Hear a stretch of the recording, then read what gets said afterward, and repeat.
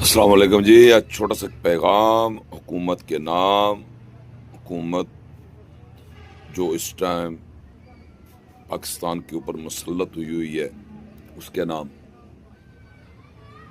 सूबा बलोचिस्तान बलोचियों का, सूबा सिंध सिंधियों का, सूबा पंजाब पंजाबियों का, सूबा सरहद पठानों का।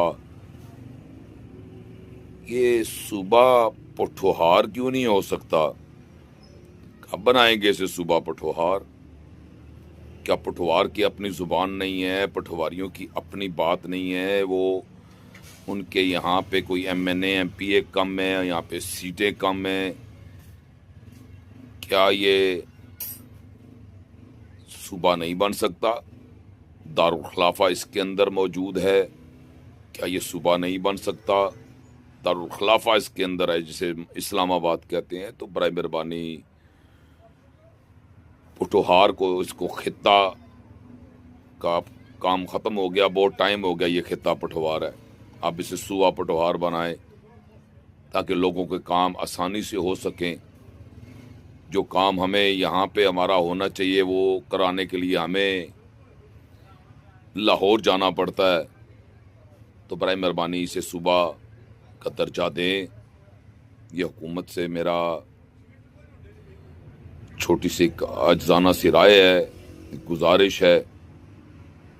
क्योंकि जब तक बंदा खुद ना बोले, जब तक इनको कहा ना जाए, ये सुनते नहीं हैं।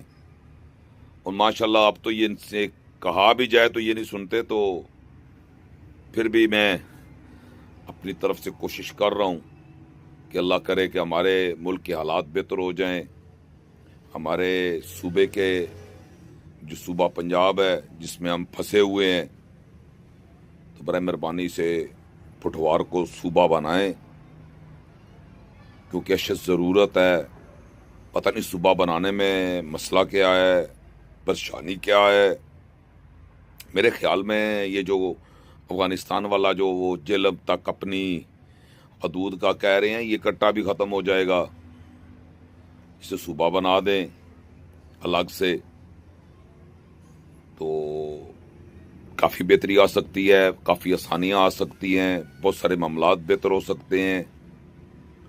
अल्लाह हमें सीधा रास्ता दे, अल्लाह पाक हमें उनका रास्ता दे जिन पर अल्लाह ने इनाम किया है, और हमें जिस मकसद के लिए भेजा है हम उसकी तरफ गमज़न रहें, ना कि हम अपनी ऐश व आराम के चक्कर में, क्योंकि हमारे ऐश व आराम अपने ख़त्म नहीं हो रहे। हुकूमत को क्या होश कि गरीब के